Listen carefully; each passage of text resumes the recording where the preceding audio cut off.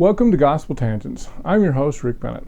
Please consider donating or purchasing a transcript by going to our website, gospeltangents.com/shop. You'll help support other documentaries and podcasts such as this. We'll finish our discussion today with Dr. Darron Smith of the University of Memphis. In this conversation, we'll talk about ways that we can help to overcome nice racism and other forms of discrimination. Let's listen to our conversation. So that brings up another point. I want to talk to you about racism. And you mentioned this yesterday in your talk. A lot of people think that racism means I'm hostile to a group. Right. And so by that standard, a lot of white people are not. They bristle at the notion. They bristle, yes. And I've had some conversation with people who bristled at that. But talk about what racism is, that you can be a nice racist, Yes, I guess. I have a nice bumper sticker that says that. Utah, the nicest racist you'll ever find. You know, it says it on this little bumper. It's really kind of cool. Yes, I mean, I think people, the lay public, tend to think that racism is about individual acts of meanness, aggression, one race against another. Like, I hate you, Rick, you cracker. I hate you, Darren, you nigger, right? So that's what they think racism is. That's very small, that's interpersonal racism. And that's where it stops for most people. They don't go beyond that. We're talking about institutionalized racism. We're talking about practices, patterns, behaviors, beliefs that get imbued into an institutional standard or norm. And people are racist by practice, racist by default, or racist by privilege, right? In the sense that whites in this country benefit from racism because racism allows whites more privilege because of their skin complexion. Being white means you have more privilege in this country because you don't have to deal with driving while black. You have to deal with being kicked out of BYU because you had sex with some girl who wanted to have sex with you, consensual sex with you, or you don't follow the honor code, or whatever the issue, whatever the stereotypical notions that follow around people are. They don't have to. White people don't have to worry about that. They don't have to worry about that. That's something that whites take for granted in a racist society. So blacks and other groups who are marginalized have to constantly deal with that on some level, whereas whites don't. So that's the difference. And so most white Americans look at race as an interpersonal phenomenon, and it stops there. And what I'm saying, and what I think you were saying, and at least you alluded to in your question, is that it's deeper than that. It's much more, it's amorphous, yet it's superfluous. It's everywhere. We engage in it all the time. But we don't even know about it. We're unconscious of it much of the time until it's brought to our. Now, you might be more conscious of it, Rick, because you engage in behavior that puts you in direct contact with these discussions. You know what I'm saying? So other white people don't do that. You're like an exception that way because you actually put yourself in the margins doing these interviews with people like me and others who have differing views about life and the world and so on. That's a good thing. We need more of that to unlearn the racism that speak us we're unaware of. So yeah, I'm not talking about, and I want to be clear to your audience. I mean, that interpersonal racism excuses and lets off the hook the prison industrial complex. Why black and brown men and increasingly more women are relegated to our prisons. 2.5 million prisoners in this country, the most anywhere in the world, right here in this country. And much of them are black and brown bodies who only make up, as you are a statistician, you understand the numbers. How can 13% commit 90% of the crimes?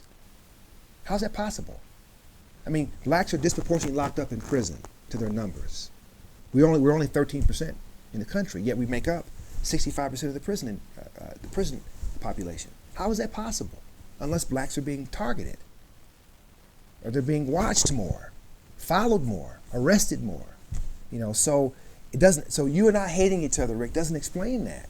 We've got to look at those things and at a much deeper level, and we don't do that enough in this country, because I understand that racism is a very uncomfortable topic for most whites. Try living in a black body. Try that for a change, right? You have the privilege of talking about it and going back to your life. I have the privilege of living in my skin after I leave here and dealing with this interview, right? The aftermath of this interview. It's something more than just an interview, but having to relive some of these old racial traumas that I've had to deal with over the years of my life. Just being black in a country that doesn't value me as a black man. I get sick of talking about this stuff. I told you that yesterday. I really do. I get sick of talking about it. But I know I have to. I know it's important I continue forward. But I would rather talk about something else.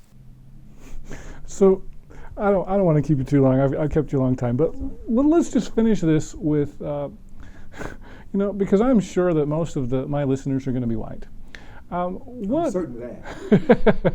What do you think? What are some things that you would recommend for white people to deal better with racism and to get over these problems with the prison industrial complex and the Washington Redskins and whatever, the travel ban or whatever?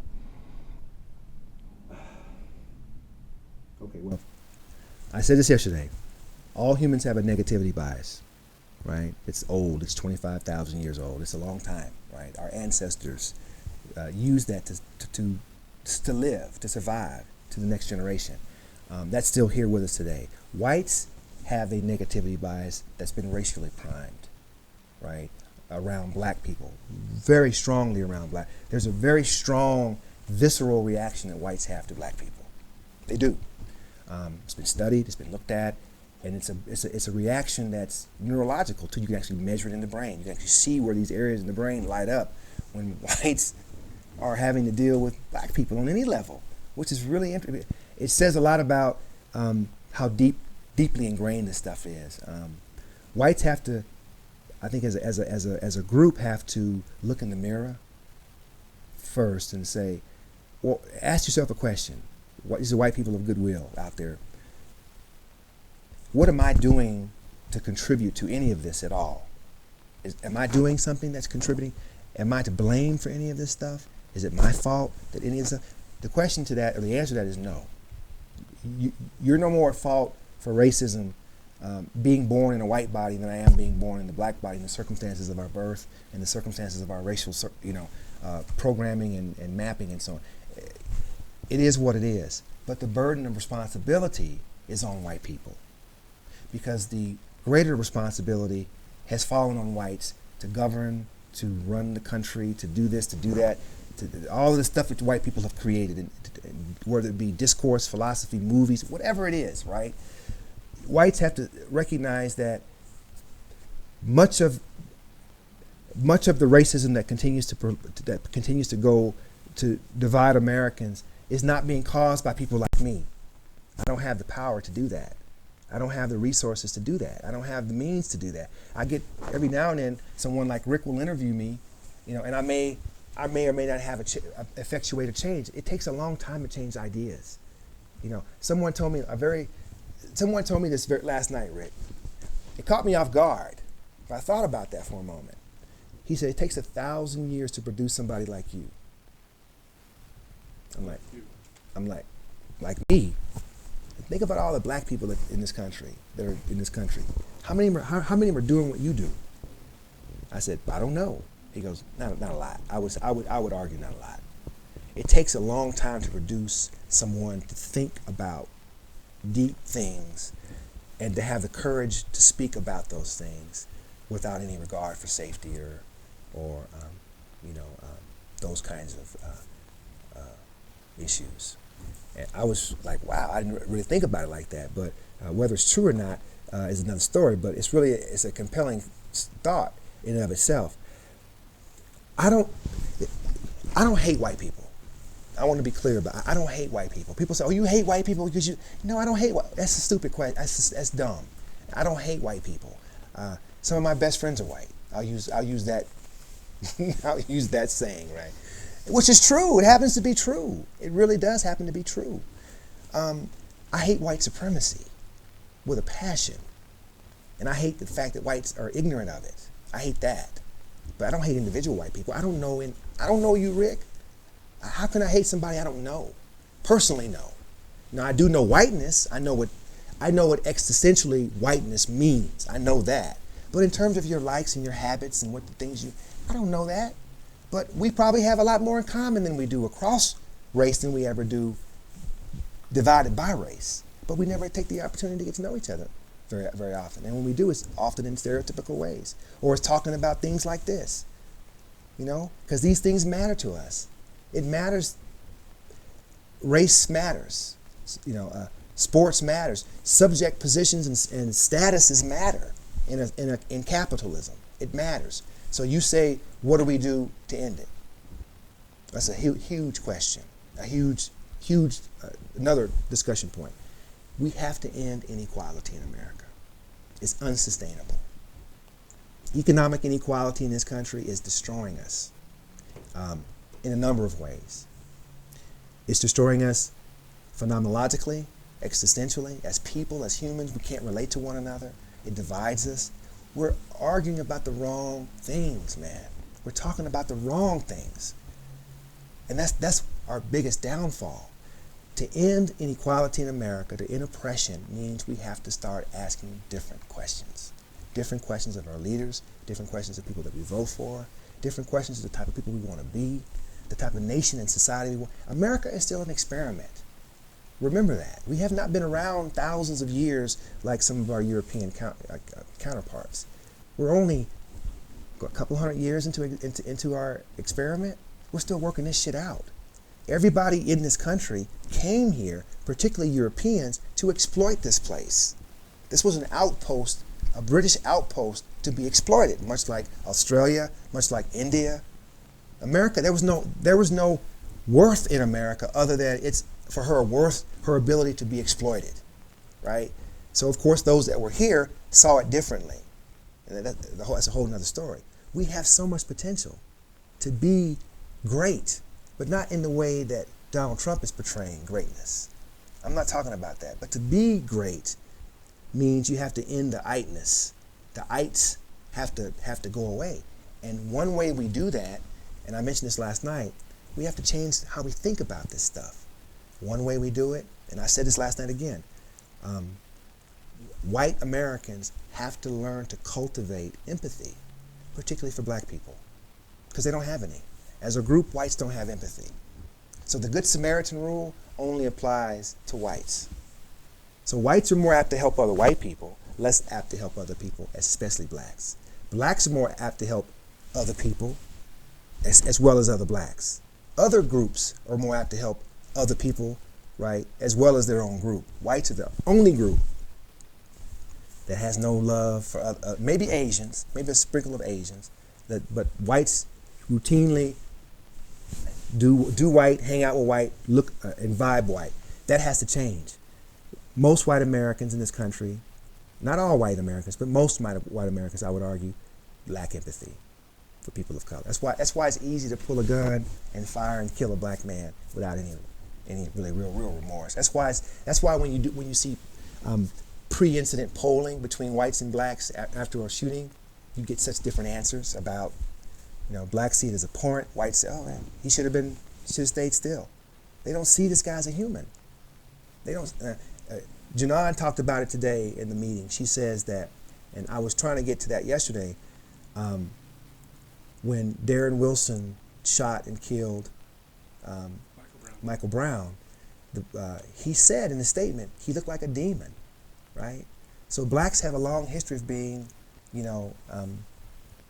caricatured, objectified like that, demonized like that. I mean, so if you don't see people as human, it's easy to cast them off. Until that changes in white America, we're going to continue to be talking about this. But in the short run, mindfulness. To me, that's the antidote for white America. For all Americans, and especially white Americans, mindfulness. It's a 2,000-year-old practice, Buddhist tradition practice, where you learn to cultivate. It's called insight. Learning how to focus on or pay attention to, right, your breath, right? So that in between our thoughts, yesterday's, regrets, tomorrow's what ifs, there's that little juncture of peace within that moment. We spend too much time worrying about tomorrow and yesterday and not enough time worrying about today. There's something special about worrying about today. Worrying about today enables our brains. This is a really interesting area of study.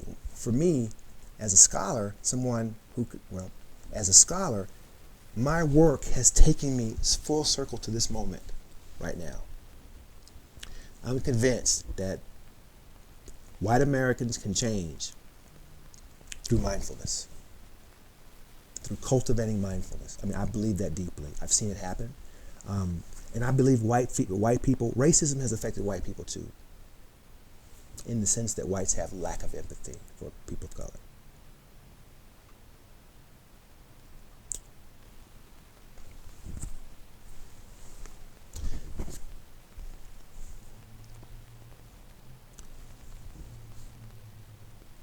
This is why it's hard talking about this stuff.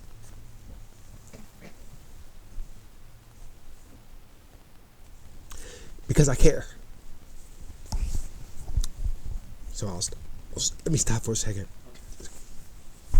Well, I just want to thank you. We'll just stop there. And thank you for this wonderful conversation. And Okay, man. really appreciate it. It's so emotional talking about this. I hope you enjoyed our discussion with Dr. Darron Smith. I hope we can all improve our race relations, and I really want to thank him for spending so much time talking with us about this. In our next discussion, we're going to talk to Kurt Bench. He's the owner of Benchmark Books. Back in 1985, he kind of had a front row seat on the Mark Hoffman bombings. He was a friend with Steve Christensen, who was killed, as well as Mark Hoffman, who was the killer. It's quite a story. I hope you'll join us for our next conversation. He gives us his first-hand accounts of how he learned about this horrible tragedy.